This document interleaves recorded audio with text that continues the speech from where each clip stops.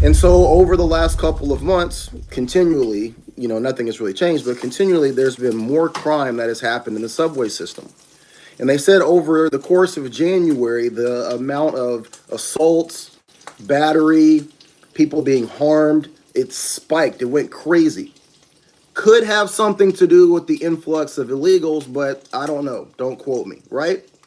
So the governor's answer to this was to deploy last week 750 National Guardsmen and over 1,000 police officers to the subway system.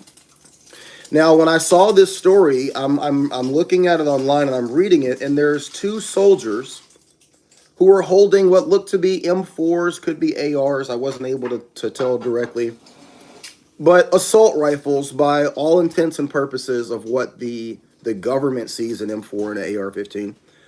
National Guardsmen standing at the entrance to the subway system. Now, there's a sign right next to them, and the sign says, and I'm paraphrasing, but almost quoting, in order to enter into this subway system, you are subject to search.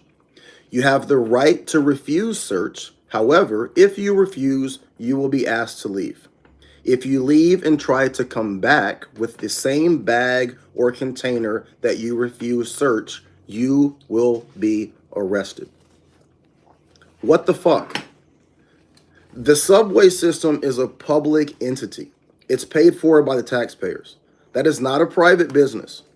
Having to give up your Fourth Amendment right so that you can feel protected by the government is literally what the Bill of Rights and the Constitution was written for. That hasn't worked out historically well in any situation. I think Nazi Germany in the 30s comes to mind. Show me your papers, and if you don't, you're going to be arrested. Stop and frisk in New York City is still illegal. So this is basically a reinvention of that. Now, I also have an issue with you being threatened with arrest by the National Guard. I'm sorry, I don't remember there being a martial law declaration being declared by the governor of New York. And the amount of people that vote in a line far left, I'm just calling it like it is. People get an attitude with me when I say the people on the left. Listen, I don't have a dog in this fight other than to just call it how it is. The people on the left are the ones who are constantly giving up their own personal rights at the promise that the government is going to do something for them. And I'm going somewhere with this. So all this happens last week. 750 National Guards troops, and you can see all these news stories. The guardsmen are walking around in their uniforms. Shout out to the military. I'm a disabled veteran. I got my fucking dog tags on right here. Okay? No disrespect. 1,000 police officers. But the subway system is huge. I've been to New York City many times. I used to live in Philadelphia. I have family that lives in Manhattan. I spent a lot of time in New York. Day before yesterday, a woman and her boyfriend are fighting. The boyfriend gets so pissed off that he grabs her and throws her onto the train tracks as one of the subway carts is coming into the stop. Severs both of her feet. She's in critical condition. When they're doing the news story and they're talking to all of the people that are down there, do you want to know what they said?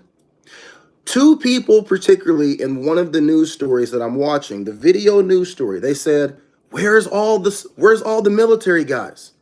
Her feet were severed. She was rushed to Bellevue Hospital, where she remains in stable condition. Where's all these National Guard that they said that they were going to come? Alec Walker, who lives in the neighboring Seaport area, says he hasn't seen the amped-up security presence that Governor Kathy Hochul promised earlier this week after announcing that she is deploying the National Guard and the state police to quell fears of crime. Where's the safety? Where's the protection? Where's the tax money going to? We saw them down there. We saw some military guys. We saw some National Guardsmen over here. They were taking pictures with another news organization. There's 750 of them. There was not one of them here when it happened. Bingo.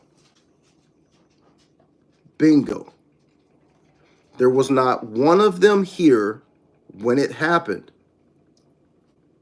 If it was possible for you to carry a police officer on your back or a soldier in your right pocket to be there at the exact moment that you had to defend yourself, you would not need access to self-protection.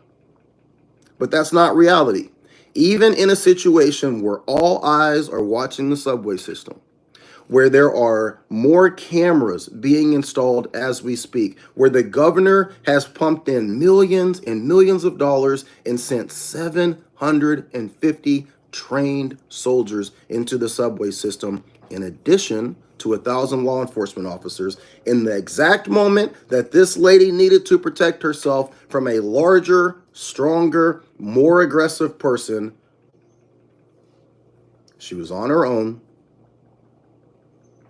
And she was left without a leg to stand on. I'm sorry, but that was funny. That was funny. It is funny, but I have dark humor. Your people may not have dark humor, so that's your...